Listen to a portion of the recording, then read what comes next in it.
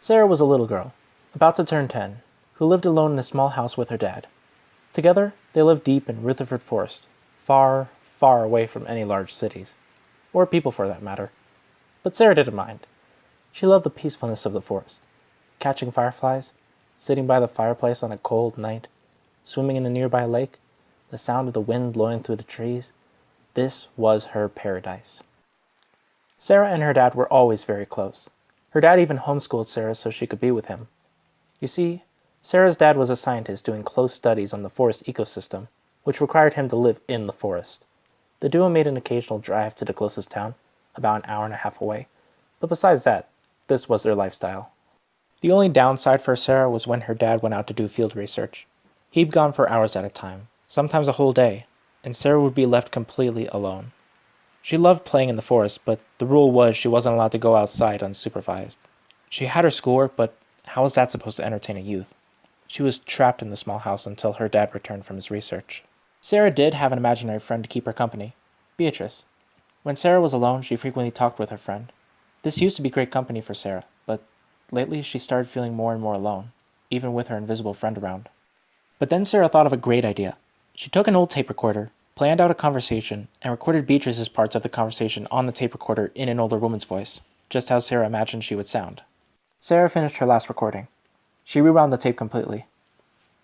So, Beatrice, Sarah started in her normal voice. how are you? Sarah pressed play. Good, but I'm a little bored. Sarah pressed pause. Me too. What do you want to do? Sarah pressed play. I'd really like to go into the forest, but I know we can't. Sarah pressed pause again. Maybe we could just go out and play for a little bit? Play. Well, what if your dad comes back? Pause. Sarah didn't say anything that time. She had planned to say something, but oddly, she started to feel more alone. Play. We could play a game. How about checkers? Pause.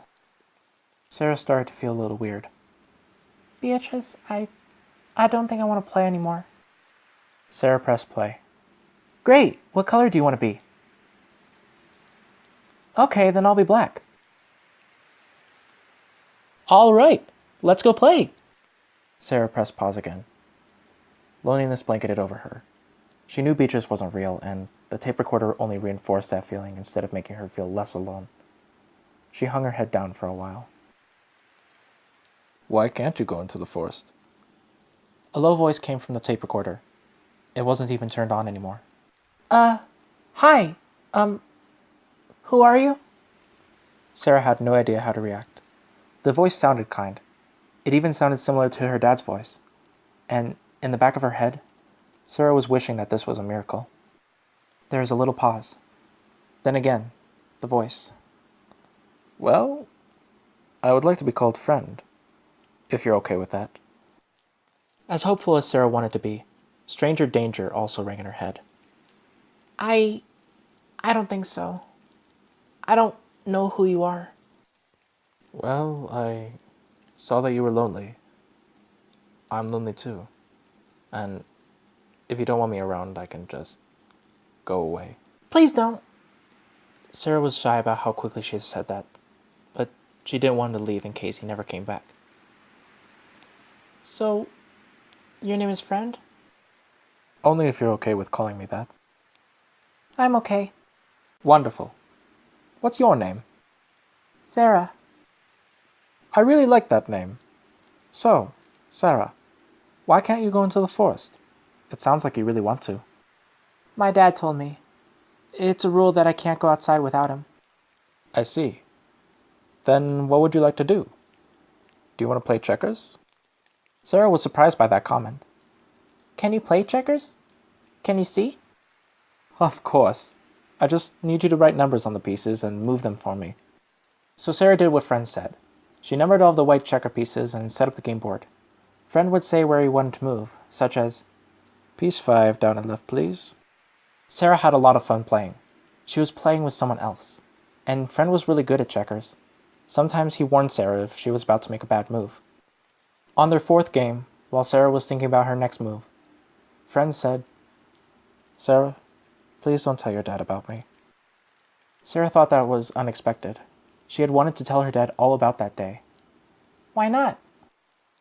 If you're my friend, please, just don't talk to him about me. Wanting to be a good friend, Sarah said, Okay. So when Sarah's dad came home that night and asked what Sarah did that day, she simply said, Nothing. And for the next week, Sarah's dad was out on field work more often than usual, being home mostly at night. During the day, Sarah spent time with her new friend on the tape recorder. They played board games together, talked a lot, and friend would even help Sarah with her homework. The next morning, at around 5 a.m., Sarah's dad walked into her room and put his hand on her forehead to wake her up. In a whisper, he said, Sweetheart, I have to go out early today. Remember to do your homework. Sarah, of course, didn't wake up. She grumbled a little bit and her dad left. A couple of hours later, as Sarah was waking up on her own, she heard Friend's voice from the tape recorder on her dresser. Good morning, Sarah. I have a great idea for today. What is it? Let's go for a walk in the forest. This surprised Sarah. But we can't. Please. You're the best friend I've ever had. And there's a place I really want to show you. I promise we'll be back long before your dad is home. Sarah felt that this was important to Friend, so through some hesitation, she agreed. After stepping out of the house, Sarah asked, So, where is it? It's down by the lake. Sarah couldn't help but grin. She always loved going down to the lake, and today was like a surprise gift. So she started walking down the trail when Friend said, Stop here. Sarah stopped. I thought we were going to the lake. We are, but it's a different part of the lake. Turn left and start walking that way. But I'm not allowed to go off the trail under any circumstances.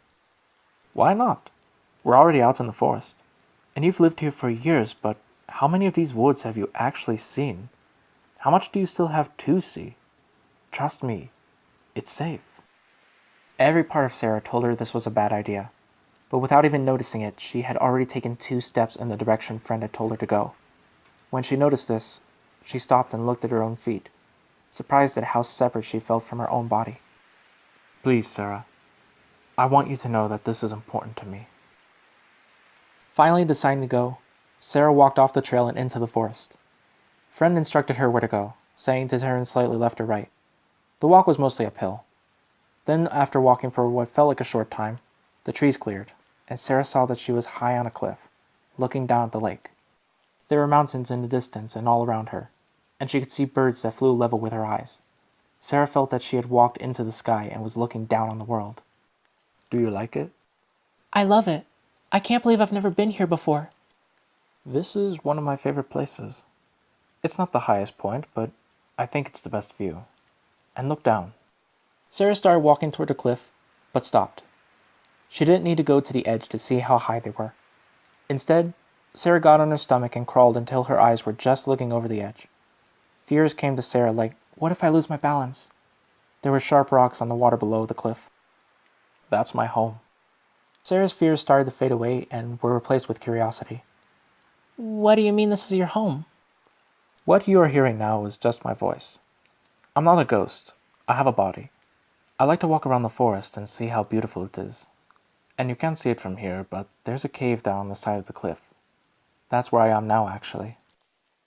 Mixed feelings came over Sarah. She didn't know how to feel. She wanted to know what Friend looked like, but she also didn't want to see him. She felt uneasy, but didn't want it to show. No matter how she felt, she had a burning question. Will I see you? No, Friend quickly responded. I don't want you to see me. I just want you to know this place because it's important to me.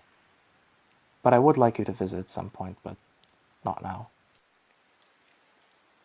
Thank you, friend.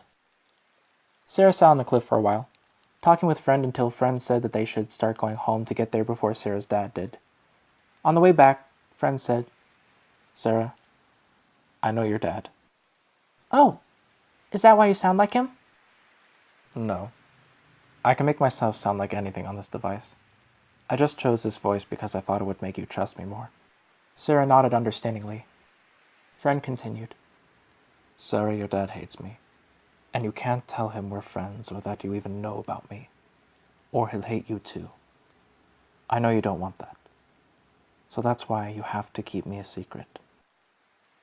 Sarah absolutely didn't want her dad to hate her, and she was shocked to hear that he would. So she simply said, "Okay." From then on, Friend and Sarah went wherever they wanted when Sarah's dad was gone. Mostly to the cliff, which Sarah was feeling more and more comfortable on. Sometimes she would even sit right on the cliff with her legs swinging over the edge. Then Friend started showing Sarah a new game. He told her it would be fun to take a bunch of kitchen knives and start throwing them at trees to try and get them to pierce the wood. Sarah was hesitant about this game at first, but it started to become one of her favorites. She played this game every day, sometimes for hours, sometimes forgetting to do her schoolwork. But Friend always told her when her dad was on his way home so she could put everything back without him knowing anything. Sarah used to dread getting caught, but now the thought of keeping a secret excited her. It was like a continuous game, and even if she did get caught, what could my dad even do to me, she thought. One cloudy day, Sarah was throwing knives at a tree when Friend said, "You know, you're getting pretty good. That tree's barely a challenge anymore. Look to your right. There's a rat hiding in the grass." Sarah had to look for it, but she spotted a little brown rat, about a dozen steps away. "You know that rat isn't supposed to be here anyway. Think you can get it?" Sarah didn't say a word. One knife, and she got the rat. Then she went back to throwing knives at the tree, mesmerized by how they hit the tree over and over and over. Another week passed. Sarah woke up to Friend's voice saying, "I have a great idea for today. Let's go to your dad's garden and just tear everything from the ground." A grin appeared on Sarah's face. Without changing out of her pajamas, she grabbed the tape recorder and ran to the backyard where her dad had a little vegetable garden next to a little flower garden, both surrounded by wooden fences. Sarah jumped into the flower garden first and grabbed a flower in each hand and yanked them from the ground. It felt good. She pulled flower after flower from the ground and tossed them wherever. She didn't stop for a moment. Then, with no more flowers, Sarah tore the vegetables from the ground, and when all those were gone, she started tearing the fences. She had to shake the fence posts to break them first, but it was so satisfying when they finally broke off and she could rip the posts from the earth. Then there was nothing left there to pull. But Sarah didn't want this to stop. This felt too good. She started grabbing handfuls of soil and throwing it behind her. The tighter she gripped the dirt, the better it felt. Sarah felt like she didn't want this moment to end. She tore at the ground until it became too hard. Then she flailed her arms until she ended up on her back. Sarah slashed at the sky in rage, trying as hard as she could to tear all that blue apart. "Sarah!" a panicked voice said. Sarah rolled over until she was on her knees, looking up from the little hole that she dug to see her dad locking eyes with her. Terror covered his face. He was looking at his daughter, but he couldn't recognize her. She was covered in dirt, and her fingers were dirty and cut up. Her face looked completely absent as she stared back at the man. The man's voice was now stern. "Sarah, go inside and clean yourself up. Then we'll talk about this." Sarah didn't react at first. Then she gave a big, toothy smile towards her dad. She looked up, picked up her tape recorder, and walked inside to do exactly as she was told. Sarah's dad waited in the living room. He was on his computer looking up his daughter's grades and was shocked to find that she didn't do a single assignment for weeks. When Sarah finally came into the living room from her shower, she sat down on the couch and didn't say a word. "Would you like to explain why you haven't been doing your schoolwork?" her dad asked in a stern tone. Sarah shrugged. I was busy. "Busy with what exactly?" Sarah's big smile returned. Going out into the woods, throwing knives at trees, killing rats for my collection. All of those statements shocked Sarah's dad. "Sweetheart, what's gotten into you?" Sarah just silently smiled. "That's it. We're leaving here. Go upstairs and pack your bags. We're leaving in the morning. And don't you dare come out of your room until then." Sarah's smile faded. Her and her dad just looked at each other until Sarah finally got up and went upstairs. But she didn't start packing. She sat on her bed and stared at the tape recorder on her dresser. 30 minutes passed. Then Friend's voice appeared on the recorder. "He's gone. We should burn this house down. It's not supposed to be here anyway." Sarah grabbed the recorder and went downstairs. She moved as many chairs and pieces of furniture into a pile around the fireplace as she could. She covered the stuff with blankets and sprayed lighter fluid over the pile and around it for good measure. Sarah finished this process by dragging a corner of one of the blankets into the fire. It immediately ignited. and the flames started crawling over the pile. Now run to the cliff. Sarah ran as fast as she could. By now she had memorized how to get to the cliff and made it there in what felt like no time at all. Through heavy breaths, Sarah said, "What do I do?" "Okay, Sarah. I want you to jump off the cliff." For the first time in a long time, Sarah was surprised and concerned. "Don't worry. I'm standing on a rock at the bottom of the cliff. I'll catch you." Sarah didn't speak. She didn't move. She just stared towards the edge of the cliff. "Trust me. I'll catch you. And then you'll be free. You can be as happy as you want and never have to worry about anything ever again." Sarah's feet started to move slowly, one in front of the other until she was standing on the very edge of the cliff, looking down. The moon wasn't even out that night. It was too dark to see the bottom of the cliff. Sarah could feel her legs wanting her to jump. "Don't worry. I'll catch you." Sarah could feel herself about to jump when she was surprised by a gunshot from behind her, then a loud wailing scream that came from the recorder. Then Sarah realized that the same scream was also coming from behind the gunshot. Sarah turned around and saw her dad running to her from the shadows of the forest. He had a large shotgun in his hand. He quickly dropped the gun and pulled her away from the cliff and embraced his daughter in a tight hug. He started to cry. "I'm sorry. I'm sorry. I'm so sorry. This is my fault. I shouldn't have ever let this happen. Not to you." While her dad was crying, Sarah just stared blankly over his shoulders. All that went through her head was, "I have to jump off that cliff."